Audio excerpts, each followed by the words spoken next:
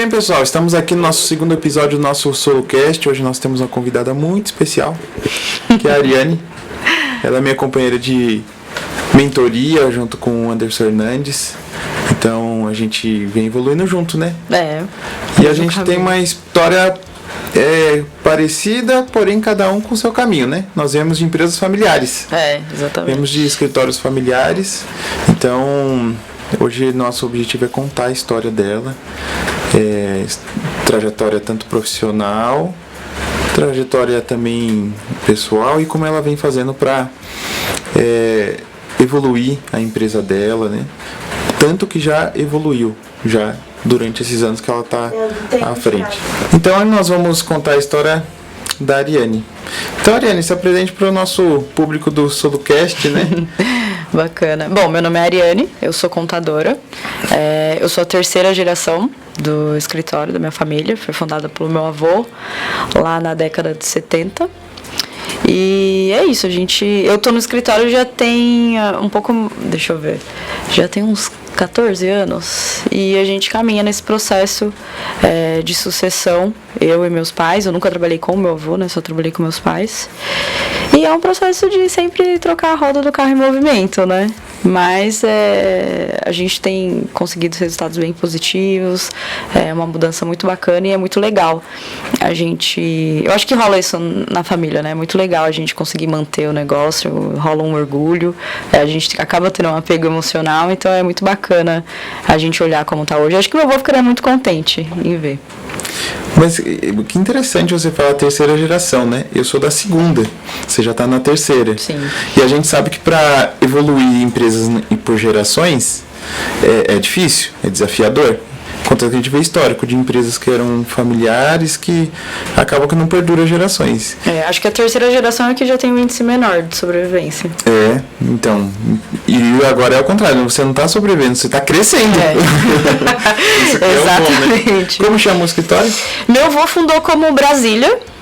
Então, isso foi uma coisa que eu tive que mudar, porque com a entrada da internet, a gente tinha uma demanda muito grande de pessoas de Brasília procurando. Ele queria homenagear a JK, ele gostava, tinha esse sentimento nacionalista dele.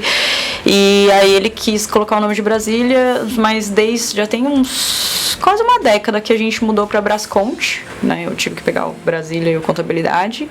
E aí, por conta de uns processos de patente, etc., a gente teve que abreviar para Bracet. Então hoje a gente usa essa marca, mas meu avô fundou como Brasília.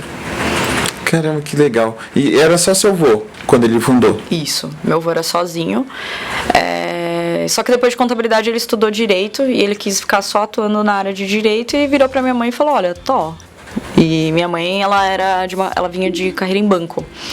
Então ela tinha o técnico em contabilidade, mas nunca tinha trabalhado. E aí ela aprendeu tudo assim, sozinha, com a ajuda da equipe que tinha na época, óbvio. Na época também existia uma proximidade muito grande com outros contadores locais que também ajudaram bastante ela. E ela ficou um tempo sozinha tocando o escritório. Até que ela casou com meu pai. E meu pai veio do Nordeste, ele era colocador de cortina. E aí ela conta que quando eu nasci, ela falou: olha, vai ter que escolher o que você vai fazer, porque não dá pra você ficar colocando cortina, né?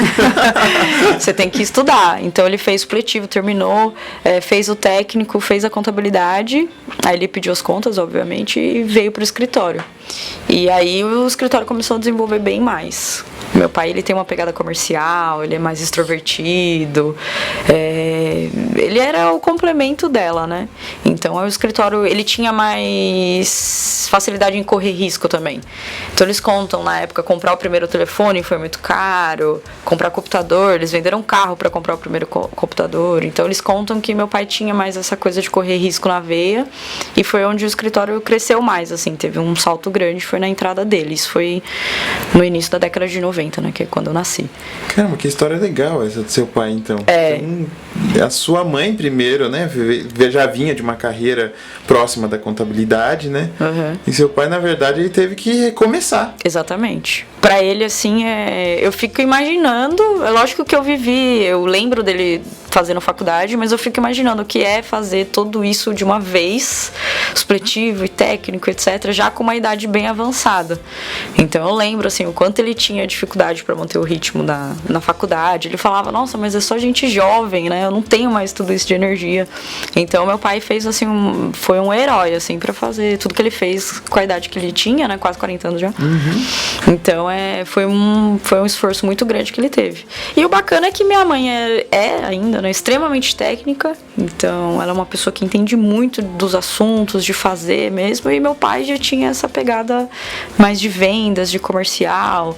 Ele é aquela pessoa até hoje, assim, que recebe não, e pra ele tá tudo bem, tranquilo. Ele fala, o próximo é sim. Então foi uma combinação bem legal. E aí eu acho que foi o maior crescimento, assim. A gente chegou a ter 35 pessoas na equipe, assim, com eles. Só que aí começaram a aparecer os problemas, né? Porque eles falavam sim para todo mundo, então sim para qualquer cliente. Então a gente não tinha processos bem definidos, a gente não tinha parte de gestão de pessoas, a carteira de clientes era extremamente diversificada, extremamente, assim, muito, tinha de tudo. Terceiro setor, indústria, comércio, serviço, pequena empresa, grande empresa. Então foi a hora que eu comecei a trabalhar nesse sentido, quando eu consegui ter essa visão, lógico, né? Quando eu comecei a trabalhar, eu era bem adolescente, então eu não tinha visão de nada, né? Então você tá falando quando você era adolescente ainda, Isso, né? Eu comecei a trabalhar com 14, sim, certinho. Eu não sei você, mas eu cresci dentro do escritório, né? Então, eu voltava da escola e ia pra lá, fazia trabalho de escola lá, você fica lá o tempo todo. Então é como se fosse uma extensão de casa. E meus pais estavam lá, né? Então eu ia ficar em casa sozinha ou lá no escritório onde eles estão, enchendo o saco deles. Então eu cresci com 14 anos, assim, que eu comecei a trabalhar já meio período certinho, com 16, período integral, foi registrado e tal. Só que hoje não tinha visão de nada. Eu comecei a trabalhar mesmo, na realidade foi bem difícil. Eu tive muita dificuldade de me encontrar no escritório. Eu brinco que eu fui demitida de todos os departamentos. Caramba! Você começou com... Ah, tá. Você já frequentava o escritório, mas assim que você começou mesmo a trabalhar. Eu fui pro DP e não gostei. Eu achava tudo muito chato, na realidade. Então não deu certo no DP. Aí eu fui pro fiscal. E foi muito chato no fiscal, era muito papel e muita nota, e eu não tinha a mínima ideia do que eu tava fazendo. Eu ia saber lá o que era CFOP. E depois eu fui pro contábil e piorou, não consegui ficar uma semana. E assim, foi muito difícil pra mim e pros meus pais, assim, a gente se relacionar e eles entenderem que eu queria trabalhar, mas eu achava tudo muito chato, eu ficava entediada muito rápido. E foi quando começou a ter esse negócio de celular, internet. Então meu pai me perseguia muito, assim, tipo, não pode trabalhar com fone de ouvido, não pode entrar em site, bloqueava os sites e me via mexendo no celular, tipo, era uma piada, até o escritório inteiro rachava o bico dele correndo atrás de mim o tempo todo. E eu falava, e eu lembro que uma vez a gente discutiu e eu falei, vai ter internet em todo lugar daqui a um tempo, você não vai conseguir cortar mais, vai ter internet em todo lugar e eu vou assistir o que eu quiser, eu vou ouvir o que eu quiser durante o trabalho. Então foi muito difícil e eu me encontrei no serviço de societário. Foi assim, porque eu fazia a parte de rua mesmo, né? Então eu ia pros órgãos, pegava fila, ia pra junta. Então eu gostava disso, de ter um momento do dia que eu ia sair. E eu acho que foi uma coisa muito positiva. Eu começar pelo começo, que é onde nasce a empresa. Então, hoje eu vejo que é um problema que a gente tem, que eu tento educar muito a equipe, às vezes as pessoas misturam porte com regime, com natureza jurídica e não sabe, etc, não sabe ler um contrato. Então eu aprendi muito a ler, a entender, a interpretar, a saber ali o nascimento da empresa. E você pega muitas vezes o empresário super animado com o negócio, super animado com a ideia, e você participa ali daquele sonho que muitas vezes a operação em si não acompanha muito esse ritmo. Então eu acho que foi muito bom eu começar nesse departamento. É um departamento que eu gosto até hoje, que eu às vezes me envolvo assim na operação, e ali dele eu consegui partir para os outros, né? Também com mais idade, mais maturidade. Aí eu fui passando pelos outros departamentos. O que eu mais me envolvi, assim, que eu mais fiquei na operação foi o fiscal. Aí eu consegui executar mesmo. Os outros eu passei, mas eu tenho uma visão bem superficial, assim. Contabilidade eu sei por causa do estudo, né, da graduação que a gente tem, então tranquilo, mas eu não fiquei lá fazendo muito lançamento, não. E aí depois disso eu consegui ter uma visão gerencial e ver que as coisas não funcionavam. Eu gosto muito de tecnologia, então foi natural eu tentar trazer isso para o escritório. Então foi difícil para o meu pai entender por que tanta ferramenta, né? Ele falava, por que tanta ferramenta? Por que tanto software? Por que a gente vai gastar tudo com isso? Então ele pegava no meu pé, lá vem a Ariane com outra pra gastar com isso. E muitas vezes não dava custo, certo. Né? E nem sempre dava certo. Sim, natural. Eu fiz várias aplicações que deram errado. Mas só assim eu sei o que eu sei hoje. Então ele não entendia isso. Ele falava, olha, tá dando tudo errado, tá gastando dinheiro. Então a gente teve bastante divergência nesse sentido. Minha mãe, ela atuava ali como o meio de campo. Eu falava com ela, explicava a minha ideia, explicava o valor, aí ela comprava a ideia. Aí ela me ajudava a convencer meu pai para ele deixar fazer. Mas com o tempo ele viu, entendeu. Eu acho que o resultado convence, né? Quando você passa a ter resultado, fica uma coisa, não tem mais o que questionar, né? Então, depois dessa fase também, eu acho que ficou muito melhor. Hoje ele entende muito o fluxo. Hoje ele é fãzaço, né, de tecnologia, adora ficar falando de quantos softwares a gente tem. Ele adora usar os aplicativos, né? Então hoje ele faz uma função muito de visitar os clientes e gosta ainda da parte de vendas, então ele fala bastante sobre isso. Mas eu acho que esses foram os maiores conflitos, assim. Aí você falou que vocês chegaram a ter 35? Isso. E que época que foi isso?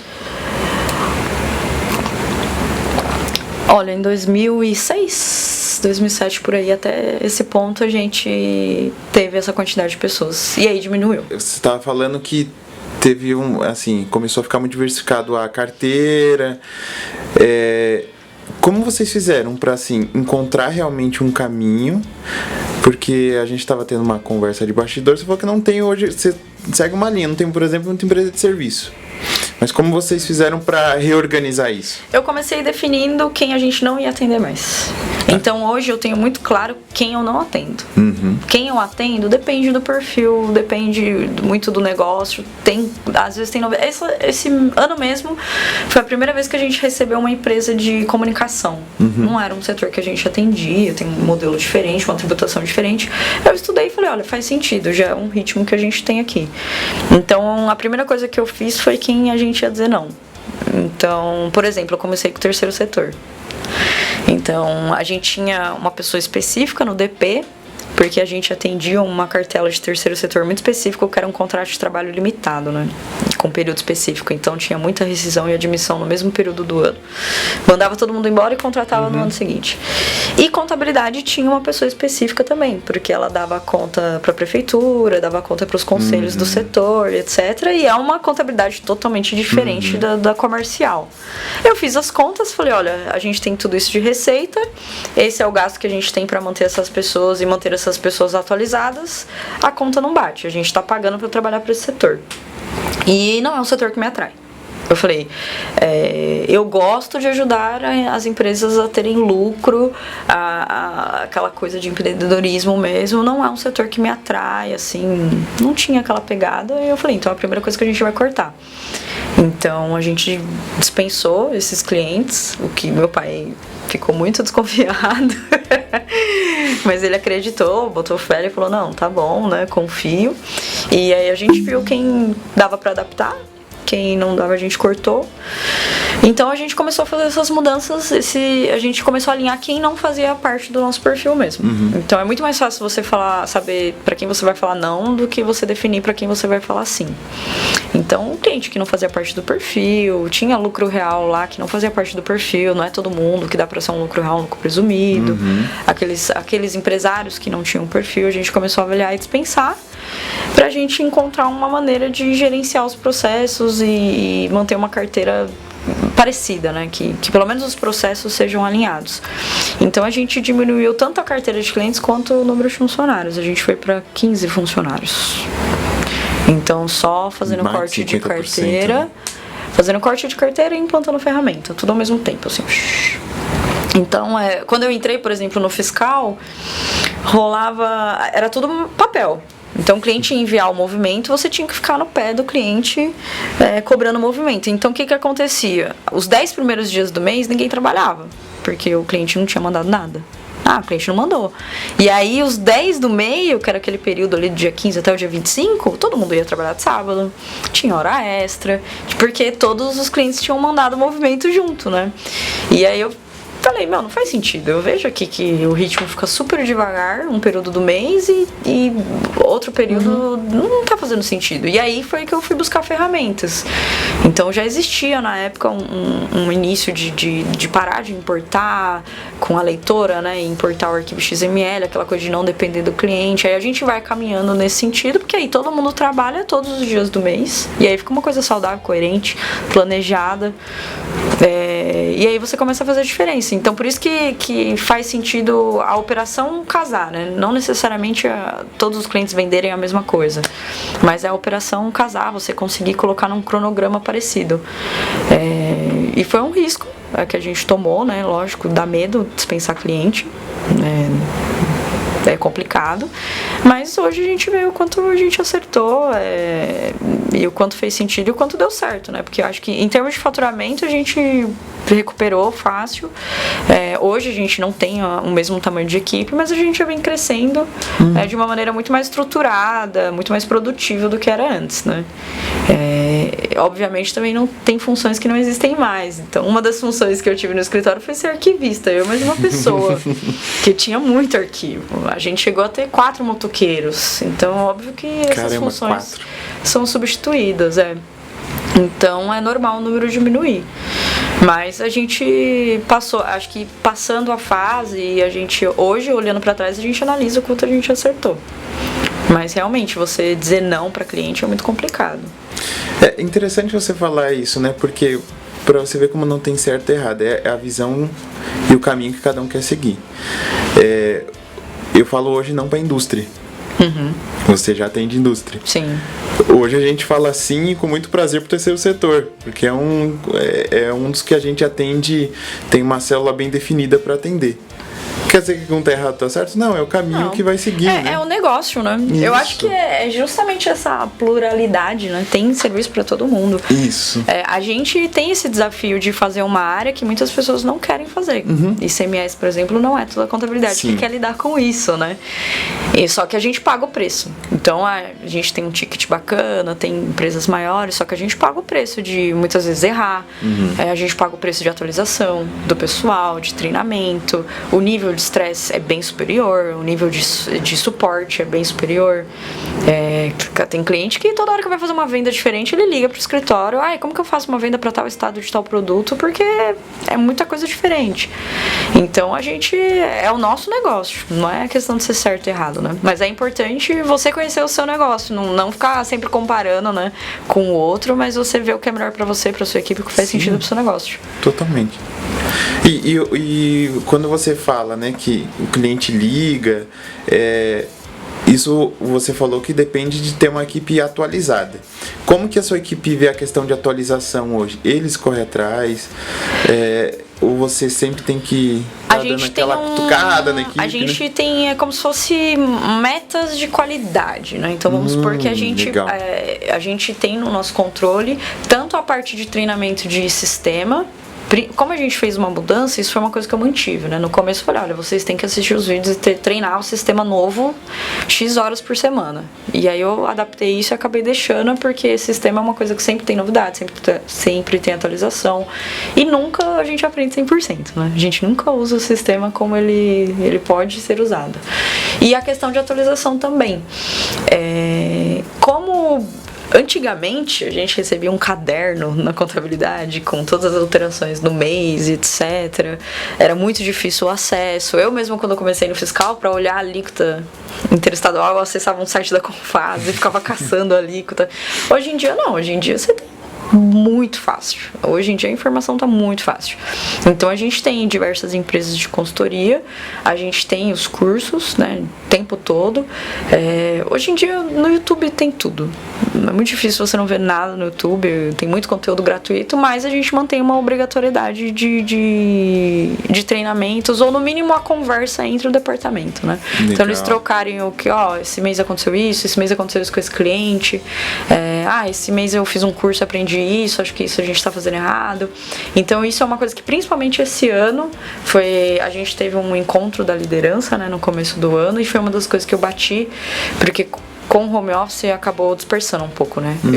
Eu senti dificuldade em manter a comunicação que a gente tinha todo mundo.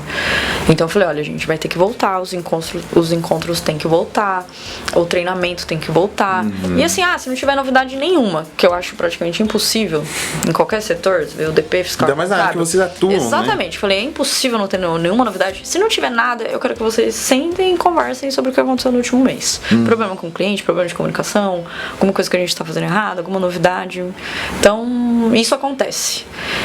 Então a gente tem se esforçado bastante, a gente se esforça bastante para estar sempre atualizado, e o bacana é que a gente conseguiu unir duas coisas muito interessantes. Eu tenho pessoas muito novas na equipe, então desde que começou como estágio e tá lá como auxiliar, então tem pessoas com a idade nova na área, mas vem com uma pegada de tecnologia muito boa, e eu tenho gente que já tá no escritório há 25 anos. Caramba! Então ficaram algumas pessoas estratégicas, e é o tipo de pessoa que, sai aquele decreto que eu leio, assim, eu não entendi nada, o que quis dizer. Essa semana mesmo saiu alguma decisão da STF que eu falei, nossa, não entendi nada do que tá escrito aqui. Aí eu dei pra ela lá, significa isso daqui significa tal coisa. Obrigada por traduzir aqui pra mim. Então tem uma experiência, assim, fantástica. E acho que eles se complementam muito, isso é muito bacana. 25 anos, então já passou, na verdade, pela geração do seu pai, né? E da sua mãe. Sim. Como que lidou com a mudança? Como que esses casos específicos de pessoas que estão bastante tempo lidaram com essa mudança? Justamente são poucas pessoas. Na verdade, a gente tá falando de uma pessoa, né? Essa de 25, e tem uma outra só que também trabalhava com meus pais. O resto é tudo gente nova. E ela ficou justamente por ter essa facilidade. Só que não é uma facilidade da Brascont, é uma do negócio. Porque quando entrou o SPED fiscal, por exemplo, foi uma big novidade para ela. E ela teve que se adaptar. Então ela começou a trabalhar, era nota manual, era tudo que ela fez mudou. Então a profissional que consegue entender isso, não é a empresa que tá mudando, tudo tá mudando o tempo todo. Então quando entrou o XML para ela, foi super novidade. Quando entrou o SPED, foi super novidade. E tudo isso ela foi se adaptando. Então se adaptar à nova cultura, ao nosso novo método de trabalho, foi só mais uma coisa que ela teve que se adaptar. Inclusive foi uma das pessoas que eu achei assim que daria um pouco de trabalho na mudança do sistema, né? Porque a gente ficou 22 anos com o mesmo sistema. E ela sempre trabalhou com aquele sistema. E eu falei, será que ela é a pessoa que eu tenho que conquistar primeiro, depois os outros? E foi pra cima, e se adaptou, e treinava, e trazia novidade pro pessoal. E aquela pessoa que entendia a importância de assistir os vídeos, que muita gente tem, aprendo fazendo. Eu falo, gente, sempre tem uma coisinha no vídeo. E ela é essa pessoa, porque ela já tem experiência nesse sentido. Então ela sempre tinha novidade, sempre, virou fera, assim, virou referência. E é engraçado que esses dias eu ouvi que eles tinham que acessar o sistema anterior para pegar um negócio, um documento que tava lá daquela época, né, que o cliente pediu, e o pessoal não lembrava mais. Eles falavam, nossa, eu não sei mais como entrar, eu não sei mais onde tirar tal relatório. Aí ela lembrava, e todo mundo, nossa, Deus me livre, voltar para ele, não sei o que. Ela falou, se precisar, a gente se adapta. Eu achei até bonitinho ela falando, eu falei, não, mas não vai precisar não. Mas então, justamente por ela já ter isso na cabeça dela e por ter passado por tanta mudança, que ela combina e faz sentido, ela se encaixa hoje. Porque ela tem essa pegada de entender que tudo muda.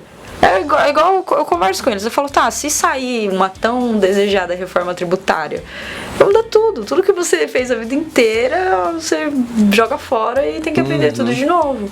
Então eles têm... Eu falo e eles têm isso na cabeça deles, né? A gente nunca pode dizer não pro novo de cara. A gente tem que ter uns critérios certos pra gente analisar e ver se aquilo faz sentido ou não, mas nosso trabalho muda todo o tempo todo. Qualquer novidade do governo, acabou. Você falou que teve uma dificuldade no home office. eu vou trazer um exemplo nosso aqui, né? Que a gente também não acredita no home office 100%. A gente acredita em um modo híbrido, porque ter o encontro presencial, a equipe tá junta, favorece a gente ter novos projetos, favorece a gente evoluir no dia a dia.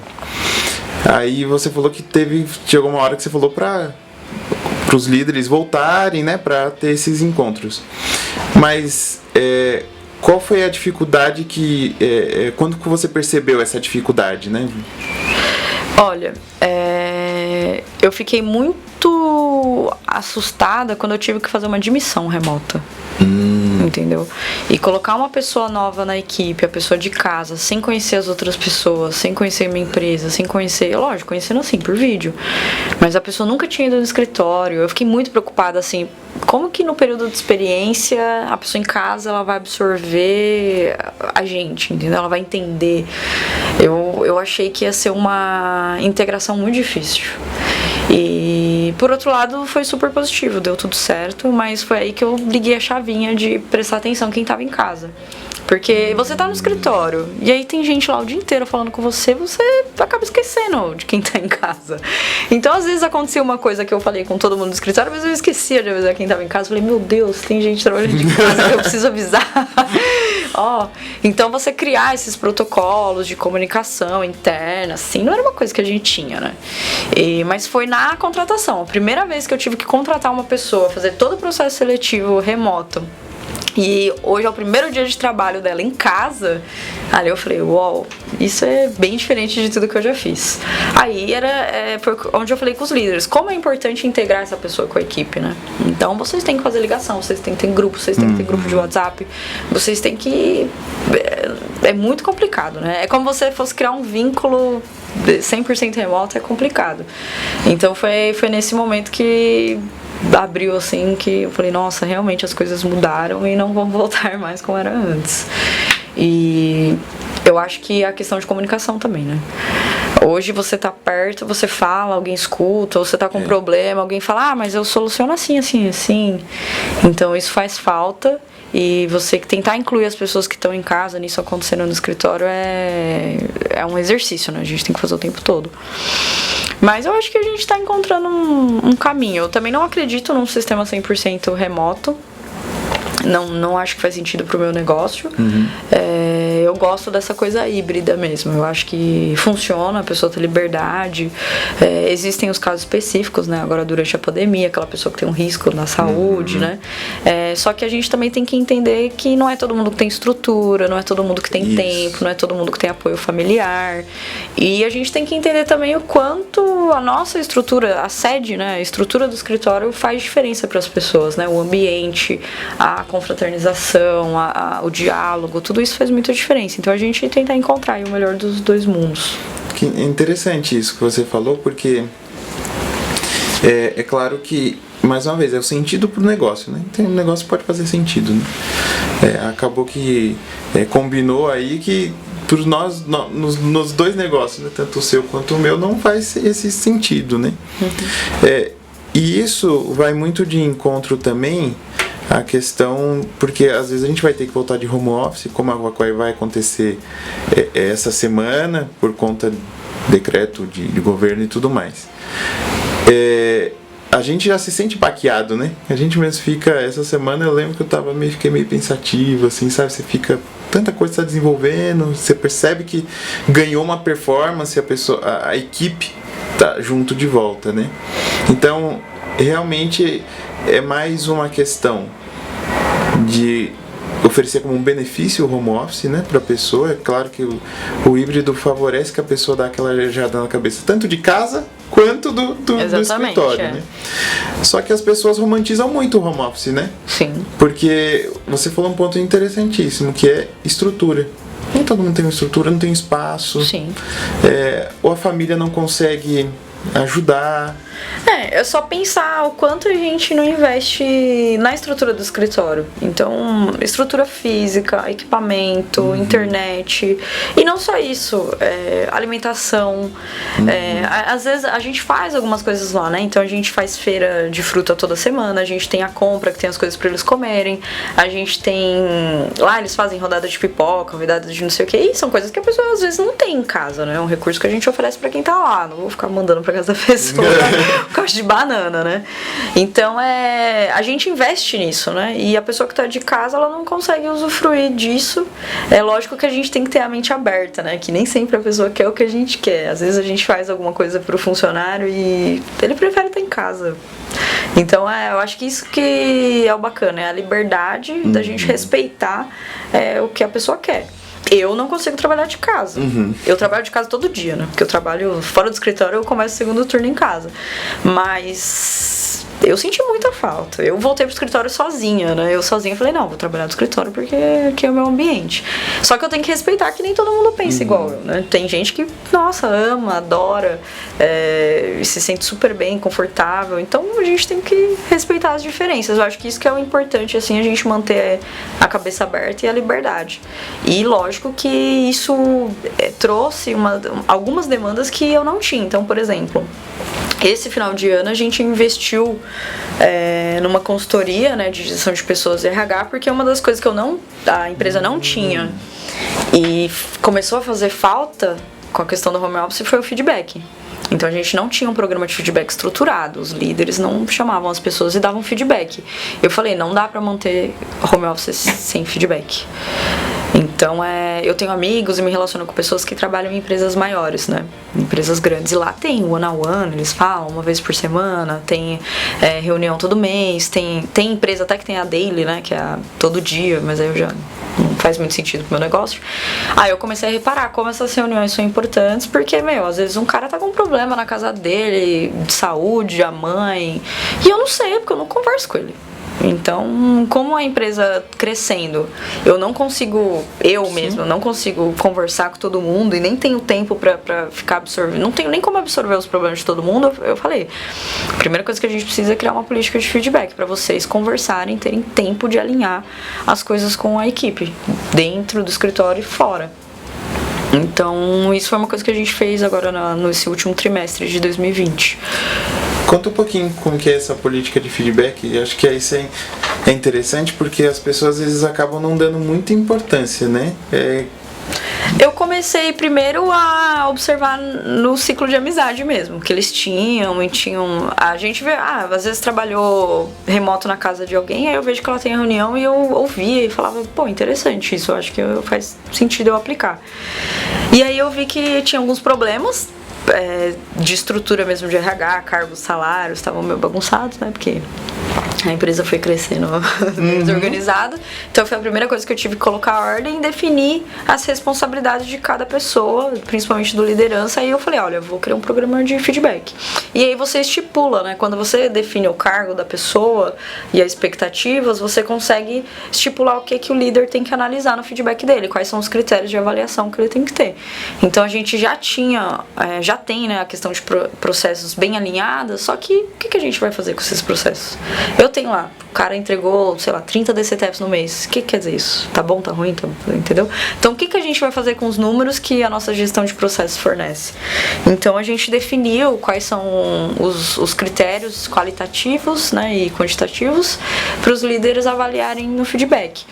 E lógico que eles estão sendo treinados para saber dar feedback, né? Não é uma coisa que eu gosto de fazer, por exemplo. Não curto. Então, eles estão sendo treinados para saber e também ter aquela conversa. Tá tudo bem? Como que tá? Você criar aquele vínculo, eles têm que criar esse vínculo com a pessoa. Eu tenho que fazer com eles. Então, tá todo mundo aprendendo.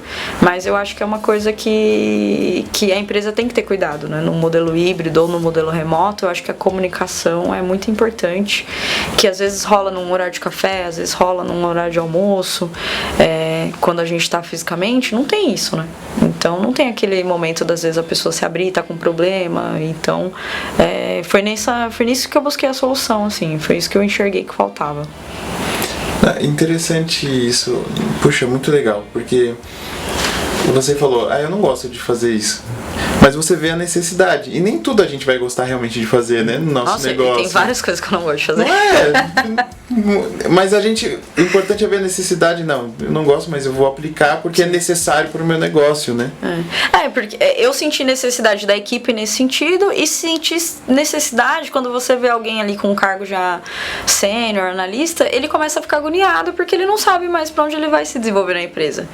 Então, quando eu tive uma pessoa chave assim na empresa que é super importante para mim, ele chamou para conversar e falou: então, Ariana, eu tô me sentindo... E aí, quais são os seus planos pra mim? Eu falei: nossa, eu não tô me comunicando direito. Como assim?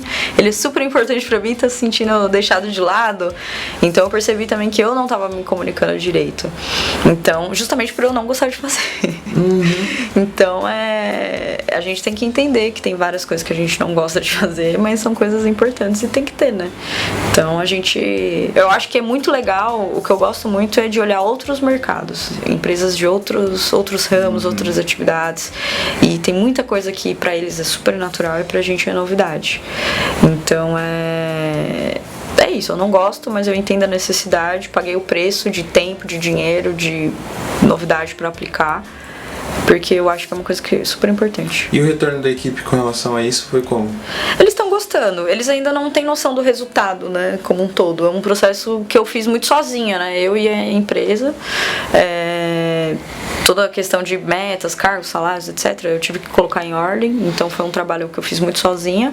E agora, com essa parte de liderança, aí eles já estão vendo, assim, surpresos. Eles entenderam...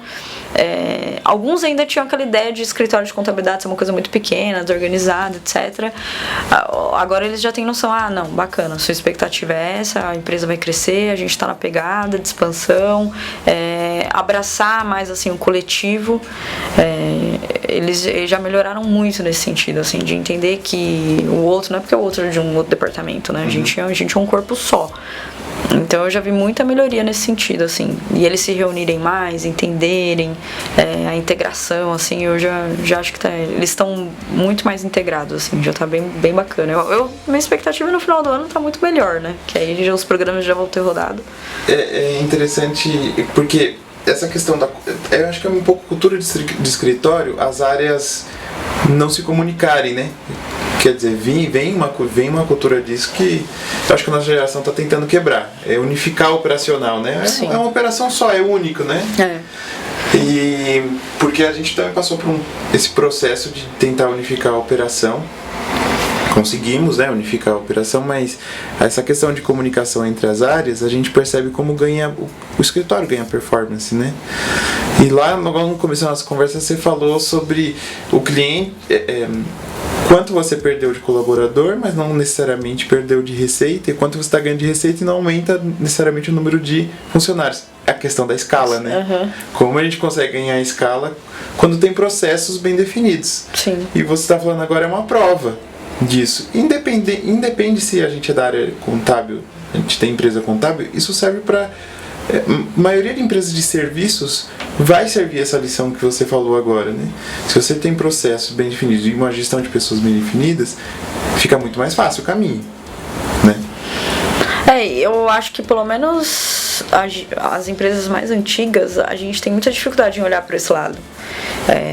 Meus pais, lógico, que não por falta de iniciativa, mas por desconhecimento, estarem muito dentro assim da operação, nunca que eles pensaram em fazer algo de gestão de pessoas, assim, não era uma prioridade, né? E sobre a integração, eu acho que hoje é uma coisa muito comum, porque a gente vê nos outros negócios, tipo, squad, tem uma célula. E a primeira vez que eu ouvi falar sobre isso, acho que Spotify, né, que começou com a questão de squad, eu falei, nossa, que interessante. E aí eu pensei, necessariamente não quer dizer que é uma obrigação eu ter um squad. Eu posso ter os departamentos e ter squad para um projeto, né? Ter uma célula para um projeto, ou uma célula para um tipo de reunião. Eu abri a cabeça em várias coisas. Por exemplo, quando me surgiu a demanda de RH, Eu falei, olha, eu não tenho demanda para contratar uma pessoa para RH ainda. Mas por que eu não criar um comitê de várias pessoas que estão no escritório já? Então, pegar uma pessoa do fiscal, uma pessoa do contábil, uma pessoa do DP e falar, olha, vocês topam formar um comitê de RH e a gente vai trabalhar junto? Então, é pensar um pouco fora da caixa mesmo, porque pelo menos em escritório de contabilidade, a gente antiga, a gente pensa fiscal, contábil e DP, e um odiando o outro. Então, mas eu acho que esse movimento de integração também partiu muito com o governo. Eu lembro que eu tive essa conversa com as pessoas, com a equipe na época. O próprio governo começou a criar demandas que misturavam os departamentos. Então, quando saiu, por exemplo, a FDRINF, né, que eu falei, nossa, por que o governo tá nesse caminho? Então, já era pra gente estar faz tempo. Quando veio os SPEDs pro contábil, que tinha toda aquela questão do ECF, eu acho que muitos escritórios ficam na pegada, tipo, qual departamento vai fazer? Porque já é um serviço muito integrado. Então, a gente vê que é um caminho que as coisas estão tomando, né? Não necessariamente que as coisas você deve misturar, mas você tem que ter o seu momento de integração, eles têm que conversar, porque vai ter aquela demanda que todo mundo vai ter que trabalhar em conjunto. Então, eu acho que é uma coisa que não dá pra fechar os olhos mais. Você falou, deu exemplo do Spotify, né? Que começou a questão de formar squads dentro da equipe. Aí, onde você busca essas inovações? Como você faz para sempre estar antenada? Eu gosto, como eu falei, eu gosto muito de me manter fora do mercado de contabilidade e consumir conteúdo.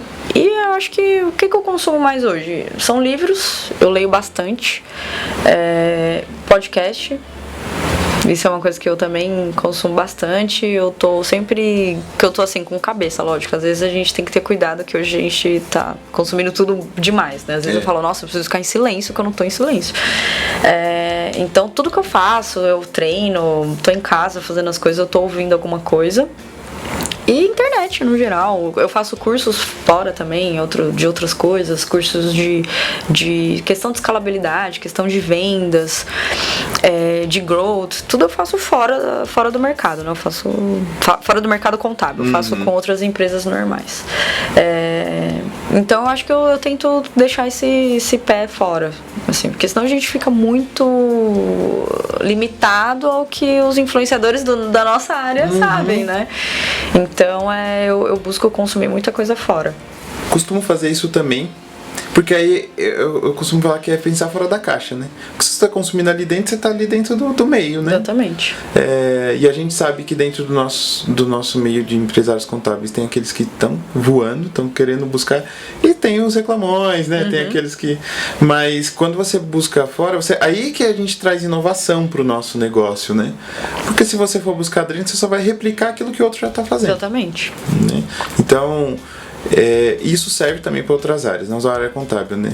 Então, você buscar o que outros mercados estão fazendo e o que faz sentido para o seu negócio, aí que as inovações acontecem. Né?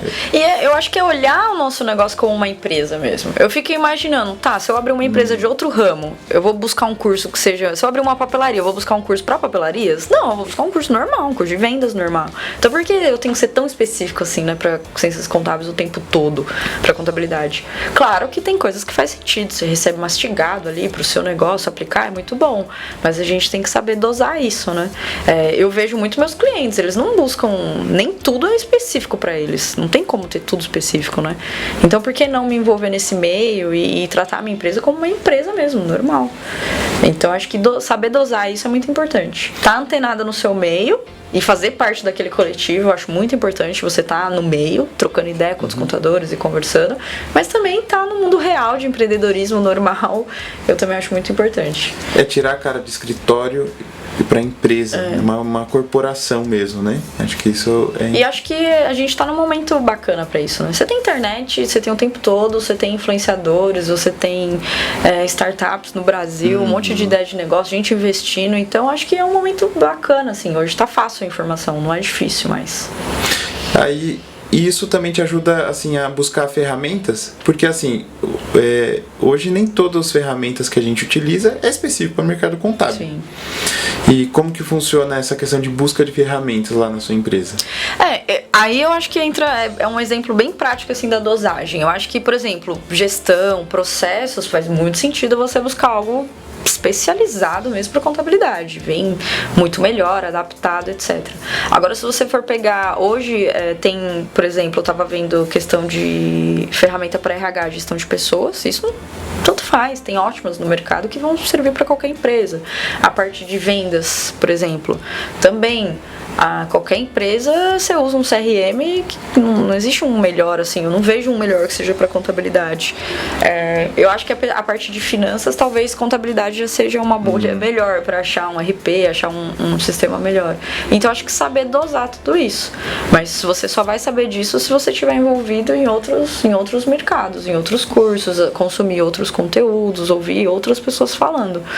Mas tem ferramenta para tudo, que as melhores são especializadas e que as melhores não são. Então acho que é bacana você saber dosar isso. Quantas ferramentas você utiliza lá hoje, mais ou menos? Nossa, não tenho a mínima ideia, mas são... mais de 10 com certeza. Mas eu preciso contar. Não, isso é bom, né? Quer dizer que tem uma variedade grande pelo jeito aí, né? Sim, tem. E isso mostra... tenho certeza que a maioria não é do específico mercado contábil, e isso mostra que tem que pensar realmente fora da caixa, porque achar que a ferramenta é o sistema, né? A ferramenta o sistema é uma das ferramentas. Exatamente. Né? E acho que é justamente você encontrar o meio do caminho, porque às vezes a gente olha outra conta, esse contador usa tal coisa, mas faz sentido para a contabilidade dele, não a sua.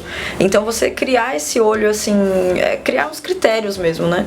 E não sair copiando e não sair só se baseando. Então, por exemplo, uma coisa que eu tive que trocar no escritório, que para muitos fazem sentido, é a questão do G Suite. Quando eu fui pra nuvem, eu fui pra Google. E tem inúmeros escritórios e empresas que gostam. Só que só eu usando, eu percebi que não era. O meu pessoal ama, idolatra, não vive sem o Excel. Isso mesmo. Meu pessoal do fiscal, eles usam muito. A gente tem cliente que tem 60 mil itens no estoque. Imagina ele no Google Planilhas ali. Uma hora que ele falou, Ariane, pelo amor de Deus, não dá. Aí eu falei, entendi, faz sentido. É muito bom a ferramenta e faz sentido para várias empresas, mas pro meu negócio tem que ser isso, por isso. Então você saber olhar o que o outro faz e analisar, ele escolheu por causa disso, para ele faz sentido, para mim não, entendeu? E eu acho que você buscar coisas fora do mercado contábil te traz esse critério, você saber escolher. E a experiência também, né? A gente só aprende depois que a gente coloca, erra, gasta e tem que refazer, então a gente vai aprendendo bastante. E você enxerga isso como investimento, né? Porque é o que você tinha falado lá no começo também da conversa. Até seu pai, não, a gente chamava como um custo, mas eu tenho certeza que você teve um custo de ferramentas que hoje você nem utiliza mais porque não fez sentido. Eu testei, mas não fez sentido, né? Ficou aprendizado só. Hoje eu já tô bem mais com bem mais maturidade assim para analisar o que faz sentido, o custo e quanto tempo eu vou recuperar isso. Então hoje isso é uma coisa que você pega com o tempo. Então agora eu acho que a onda não é nem mais não estão nem mais falando em software e ferramentas, já estão falando em processos automatizados, né, robotizados. Então você contratar uma empresa para robotizar aquilo que a pessoa faz. Então já estão mais avançados ainda. Só que o bacana disso é que você consegue mensurar muito fácil. Porque você conta quanto tempo eu levo para fazer isso aqui. E conta mesmo, coloca no relógio ali, deixa rodando e multiplica isso pelo número de empresas e você consegue saber. Então a gente consegue ter muito fácil. Olha, eu vou gastar isso aqui, mas em tanto tempo eu vou recuperar. Então, isso é uma coisa que você pega mesmo com o tempo, com a prática. Eu acho que o que é novo, por exemplo, gerir processos. Por que foi difícil pro meu pai? Porque não dava para expressar ali, olha, vai economizar, olha, era muito difícil ele ver isso, né? Mas eu acho que hoje essa parte de robotização já tá mais fácil. Você vincula, assim, a recuperação, o investimento na hora.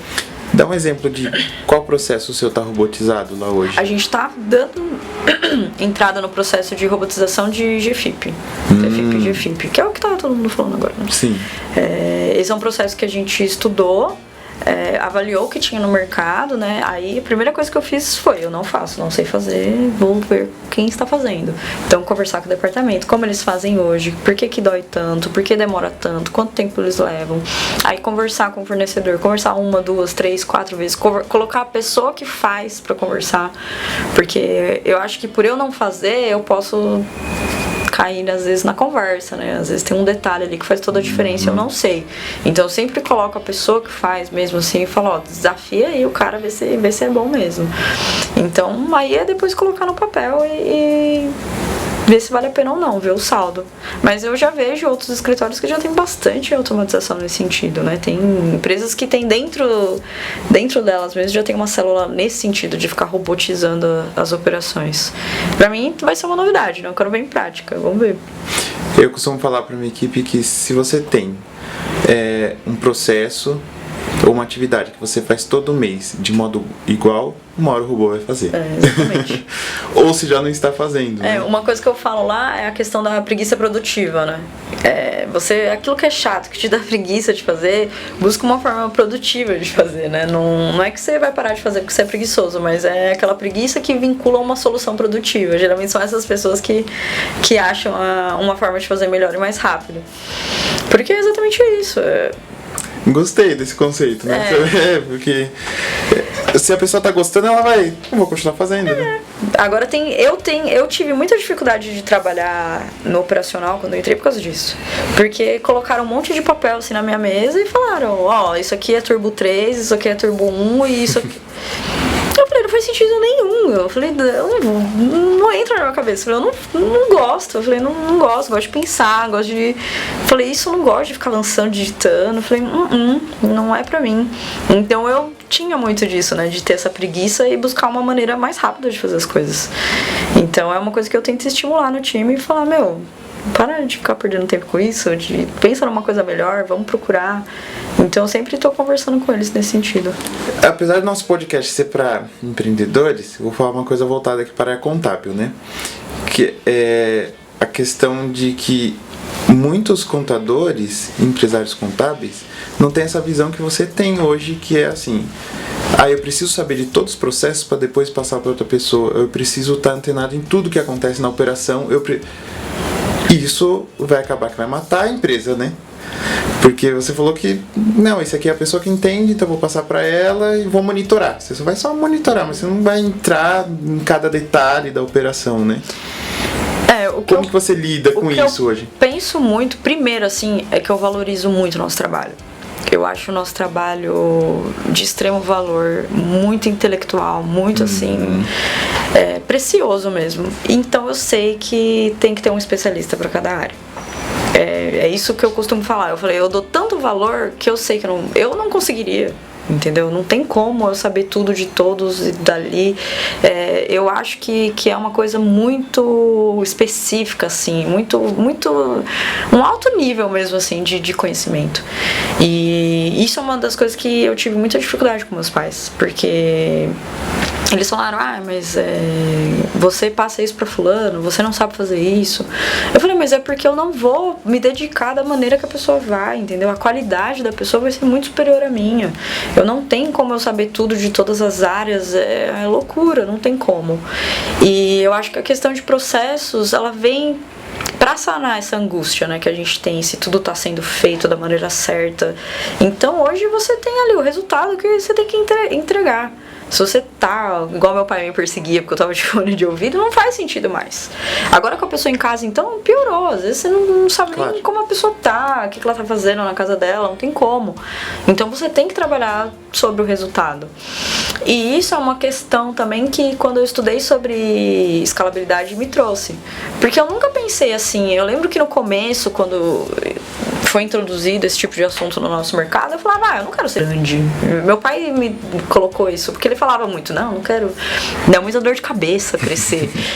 E aí eu falava, e eu tinha isso em mim, falava, não, pra que ser escalado? Eu não preciso de tudo isso, um monte de cliente. Só que eu não entendia a diferença. que você não ser escalável quer dizer que você vai ficar trabalhando mais e ganhando a mesma coisa. Até o dia que eu entendi, eu falei, tá, isso aqui quer dizer que eu vou trabalhar mais, mas eu também, a empresa vai ser mais lucrativa, né? Porque não faz sentido você ficar trabalhando mais e ganhando, a empresa ganhando a mesma coisa. E foi aí que eu entendi, eu falei, tá, entendi. Aí você entende o que é um crescimento saudável, né? Porque eu tinha mesmo esse preconceito. Eu falava, não quero ser escalável, imagina, pra quê? Tudo isso de cliente, ficar enorme, não. E aí quando eu aprendi de verdade o conceito, entendi o que queria dizer, aí que eu falei, tá, e pra gente crescer, eu não posso ficar de cabeça baixa ali fazendo aquilo. Não faz sentido e eu vou estar sendo injusta porque eu não vou conseguir fazer da maneira, com a qualidade que a equipe faz, entendeu? Não tem como. Uma pessoa que só faz folha, como que eu vou ser melhor que ela em todo o resto? Não tem sentido.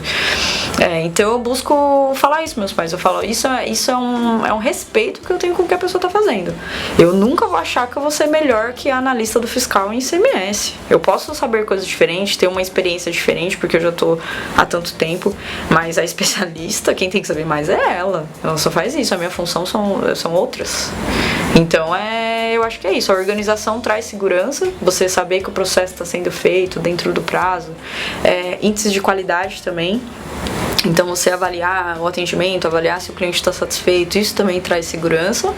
E respeitar o trabalho, respeitar que aquilo tem que ser feito da melhor maneira possível. Eu vendo para o cliente o melhor, então tem que ser feito o melhor. Como que hoje vocês avaliam a qualidade aí do serviço que vocês fazem para o cliente? Hoje a gente tem muita dificuldade em avaliar a percepção de qualidade. Porque pra mim, qualidade é lá o prazo, não ter multa, a compliance, tudo isso pra mim é qualidade, mas pro cliente, não, né? O cliente é obrigação. Você fazer bem feito dentro do prazo é obrigação. Então eu tenho muita dificuldade em avaliar essa percepção do cliente. Eu tentei o básico como o NPS, mas não existiu assim o engajamento, não foi uma coisa que me ajudou. Então isso é uma coisa que eu ainda tô buscando. Eu acho que a gente tem dificuldade no nosso negócio por conta disso. E às vezes você pega um período muito ruim, que não é nem seu, é um período do mercado, um período do governo, um aumento de imposto, e aí o cara tá insatisfeito e aí desconta em você. Então eu senti muito isso. Isso é uma coisa que eu tenho que melhorar. Como eu não tenho uma área exclusiva para isso, né, não tenho um CS, não tenho nada nesse sentido, eu ainda não encontrei um modelo pro nosso negócio, assim, eu acho que não faz... A gente ainda tem muito fator externo que é ligado pra gente. A gente manda um DARF, a culpa é nossa. É verdade. Entendeu? Então eu ainda não encontrei. Às vezes a gente pega ainda empreendedores que tem aquele conceito, ele parece que junta tudo numa caixinha só, o que ele paga pro contador, pro governo é tudo uma caixinha só, né? É como se a gente fosse um agente do governo. É isso mesmo. Puxa, foi muito legal que você falou que o serviço que a gente presta é muito valioso, né? E é mesmo. Pro cliente achar que tem que ser atendido por aquela pessoa vai saber de tudo. Pelo contrário, quando você especializa o escritório, especializa a sua operação por área, aí que você vai estar valorizando mais ainda. Aí que, na verdade, o cliente deveria valorizar mais, né? Como a gente atende... Isso eu vi muito no fiscal, porque como a gente atende operações bem complexas, quando você vê que só ICMS são quase 50 alterações por dia, você sabe que não tem como uma pessoa saber tudo isso. Nenhuma pessoa fazendo só isso sozinha, ela vai saber. Então eu falei, não tem como eu exigir do profissional que ele entenda tudo isso e entenda ainda outro assunto. É lógico que de maneira superficial, a pessoa que está ali, ela sabe fazer uma reunião, mas na hora mesmo de botar a mão, fazer o projeto, tocar no dia a dia, exige muito conhecimento técnico, paciência, o gostar. Existe o perfil também, né? O profissional que às vezes é um ótimo assistente de contabilidade, ele odeia falar com pessoas, odeia muita alíquota. Então você tem que saber o perfil de cada um também. Mas eu busco encontrar isso, especialidade, mas em projetos, em demanda, existe uma integração. Agora, eu não me vejo com condições, com o tamanho da demanda que a gente tem, de muito funcionário, de muito imposto e de muito lucro real, exigir que um profissional só saiba de tudo. Eu não encontro uma maneira mesmo de jeito nenhum. E isso faz com que a qualidade, eu tenho certeza que a qualidade aumente, né? Sim. Porque o cliente fica mais seguro com isso também, né? Tudo tem um lado bom e um lado ruim. caminho, né? Tem cliente que não gosta de ficar falando, toda hora eu tenho que falar, então a gente tem que encontrar uma solução para isso. Por isso que eu acho que tem muita empresa que faz a questão das células, né? Para aquele cliente que é pequeno, um profissional consegue sim atender, mas o cliente que é grande, ele já vai exigir especialistas. Então é isso, a gente tem que estar buscando solução o tempo todo. Legal isso que você falou, né? Os clientes hoje que são pequenos para nossa área, eles não têm uma demanda de assessoria, consultoria muito forte. Então uma pessoa poderia atender, né, esse cliente, porque são dúvidas às vezes tipo em que posso ajudar, né? São dúvidas prontas já. Então, um profissional consegue ajudar realmente. Aí ajuda no conceito da escala, né? Exatamente. Porque você não precisa... vai ser um especialista em cada área, mesmo se você é pequeno ou se você é grande, né? E é um conceito que acendeu uma luz agora, né? Porque tá vendo como a gente trocando ideia, as pessoas acham que é tudo meio combinado, né? A gente vai conversando aqui, já peguei vários insights que, olha como que é interessante isso, né? Coisa que pode fazer sentido ou pode não fazer sentido, né? Mas que é interessante para a área contábil. Porque quando a gente costuma olhar para o mercado agora contábil, a gente sabe que tem pessoas fazendo desde A a Z. Mas quando você encontra uma veia, né, certa na veia ali, o que você está fazendo, isso é muito mais gratificante, né? Isso faz que, poxa, é aqui o caminho que eu vou seguir, ou de nicho de clientes, ou de processos, né, que está fazendo, ou ferramenta, né? Então tenho certeza que é isso que ajuda a ganhar performance, né? A empresa a ganhar performance. Com relação a hoje você seus pais ainda trabalham no escritório? Como que tá? Meus pais, eles não têm mais função, obrigatoriedade. Eles não têm ali, você tem que fazer isso. Eles fazem, eles têm liberdade pra ir e vir. Eles gostam de conversar com o cliente. Essa época do ano, minha mãe adora imposto de renda. Mas assim, a gente já montou toda a questão societária, já alinhou tudo. Eles são como se fossem acionistas. Mas eles têm liberdade, eles gostam do ambiente, não tem jeito. E aí, você falando nessa questão societária, e como que você soluciona a questão do crescimento das pessoas hoje?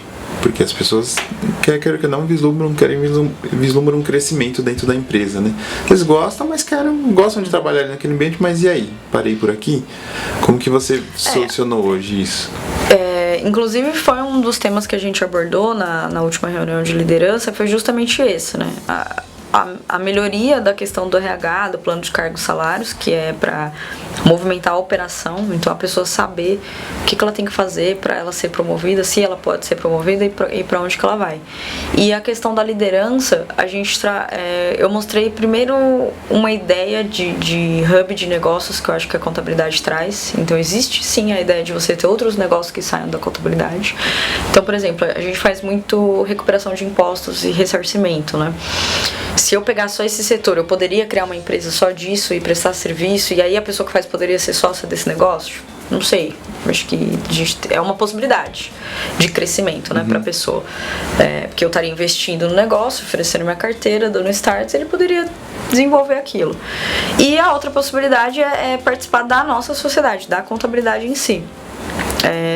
Então, por exemplo, existe a possibilidade do financeiro. Aqui eu posso criar uma empresa e você que é o especialista ser sócio e a gente tocar e crescer.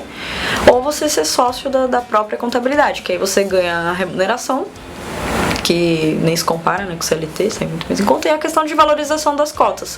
Quando eu mostro o que é uma empresa escalável, ela acaba sendo uma empresa mais valorizada, mais lucro, mais valor, cada cota vale mais. Então esse é o objetivo que todo mundo tem que entender, que eu demorei para entender mesmo. Então eu tento explicar para as pessoas hoje. Por isso que é uma empresa mais lucrativa, não é porque eu vou ganhar mais lucro, não, mas é porque cada cota ali vai ter um valor maior. É trazer o conceito da companhia aberta para pequenas empresas, né? E acaba se tornando mais atrativa para os talentos também, né? Exatamente. Isso é uma questão que a escalabilidade traz. Se eu oferecer uma cota para um funcionário e daqui 5 anos ela tá valendo a mesma coisa, fica meio estranho, não faz sentido, entendeu? A empresa tem que estar crescendo, porque senão as boas pessoas vão embora. Não tem jeito. Eu acho que é uma função assim fundamental nossa, é essa, para manter algum nível de talento, né? Existem pessoas-chave específicas, você tem que estar crescendo o tempo todo, porque ela tá correndo atrás de você. Então eu sempre penso isso. Tem gente lá no escritório que tem uma pegada assim, né? Não sei se ambição é a palavra certa, mas ela tem isso. E eu penso, eu tenho que fazer isso porque eu tenho que crescer, porque daqui a pouco ele vai me cobrar e senão... Então eu acho que faz sentido. A gente não pode querer manter as pessoas ali na mesma vida. É aquilo que eu falo, de entender que você tá feliz, mas às vezes a pessoa não, às vezes a pessoa quer mais. Às vezes a pessoa quer mais e pra você manter ela, você tem que oferecer mais. Então acho que uma das coisas que eu penso muito assim é que tem gente me acelerando atrás, porque então tem que desenvolver. Isso é bom, né? É. Pra gente chegar na reta final do nosso papo, qual é a sua visão de futuro pra sua empresa?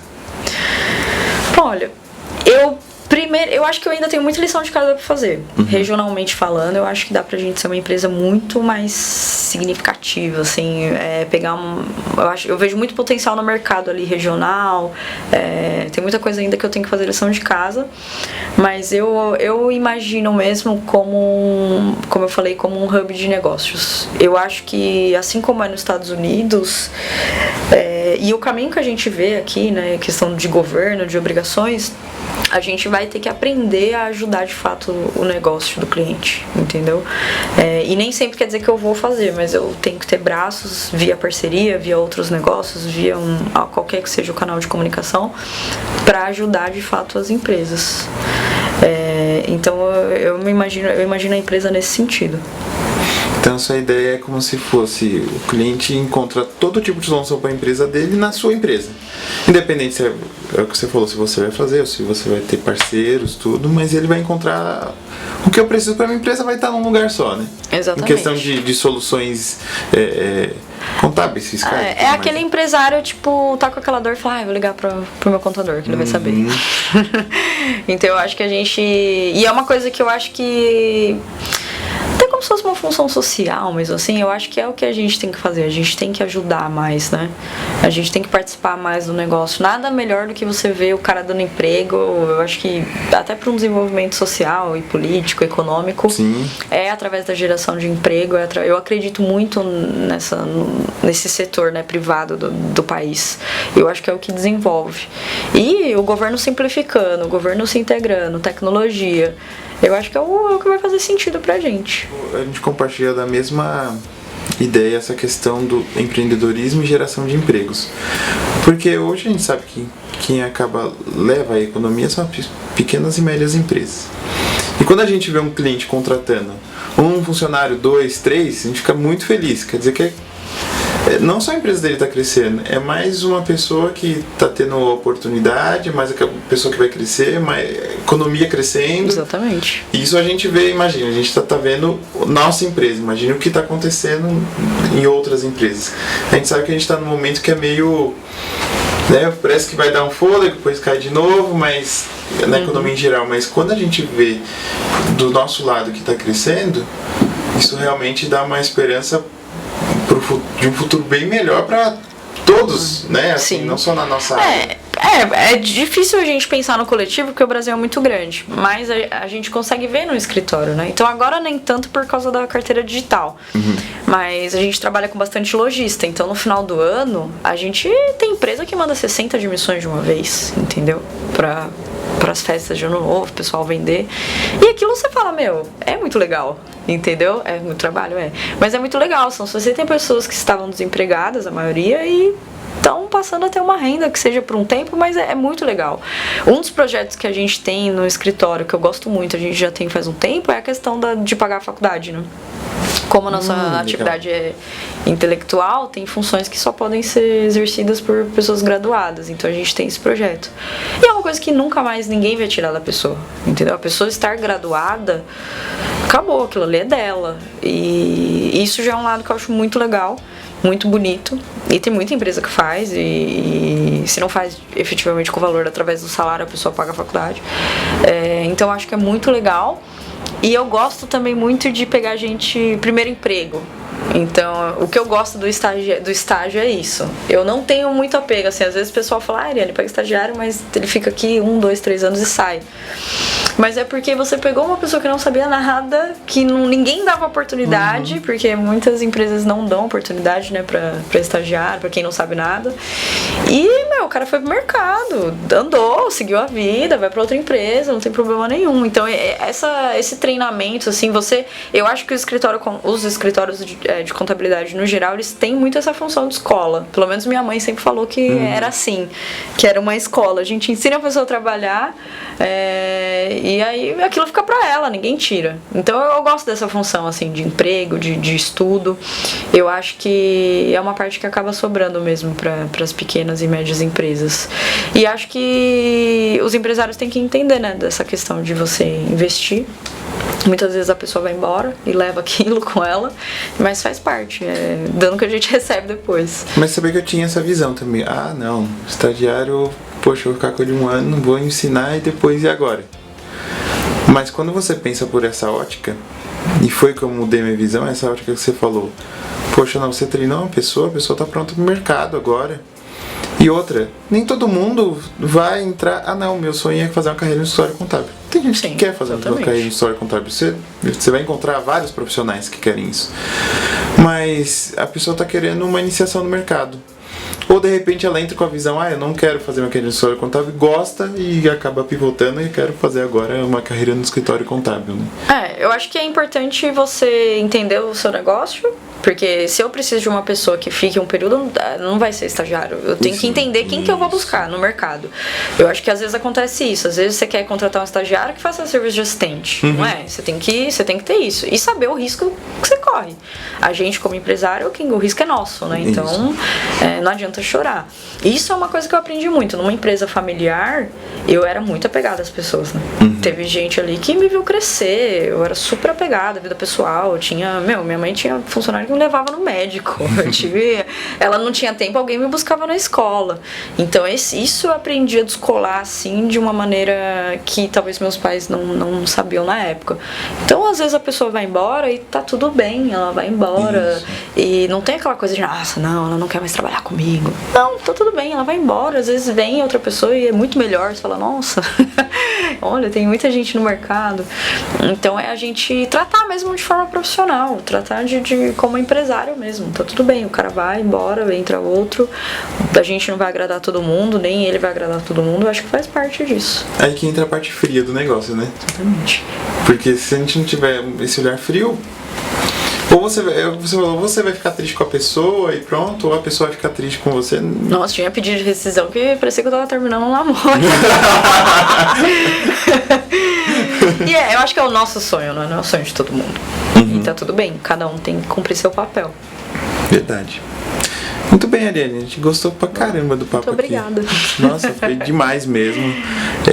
Eu acho que vai ajudar todos que vão assistir depois, né, esse episódio do podcast, porque acho que você trouxe insights aqui não só para a área contábil, para todas as áreas, porque enxergar o negócio contábil, né, a empresa como um negócio mesmo contábil, isso leva a gente a levar ensinamentos para todas as áreas, né? Não fica só na eu acho que é uma coisa bastante também de atividade intelectual. Isso. Eu acho que arquiteto, advogado, a gente tem muita coisa parecida, assim, dentista, a gente fica muito ali, o profissional, mas a partir do momento que você decidiu que você quer ter um negócio, porque tem gente também que não quer, é autônomo e tá tudo bem. Sim. E você conseguir descolar isso, né? Você realmente criar um negócio. Primeira vez que eu vi o Flávio Augusto falando sobre que todo negócio tem que ser vendido, eu falei, nossa, nunca tinha pensado nisso. Aí eu pensei, nossa, eu venderia meu escritório. Aí eu, ai meu Deus, não posso imaginar isso. Aí a gente tá preparado para esse tipo de coisa, é importante, a gente tem que trazer essa frieza mesmo. Verdade. Mas valeu mesmo, foi muito obrigada bom. pelo convite, viu? Muito bom. Vim aqui visitar nosso estúdio aqui no SoloCast, visitar nossa empresa. Perfeito, E vai ser muito bom a gente continuar trocando ideias por aí. Com certeza. Certo, pessoal? Muito obrigado aí por assistir mais esse segundo episódio. A Ariane quer falar as últimas palavras? Só agradecer a oportunidade, agradecer a troca de ideias, conhecer aqui sua estrutura, tá de parabéns, e só agradecer mesmo. É isso aí, pessoal. Valeu, até a próxima, hein?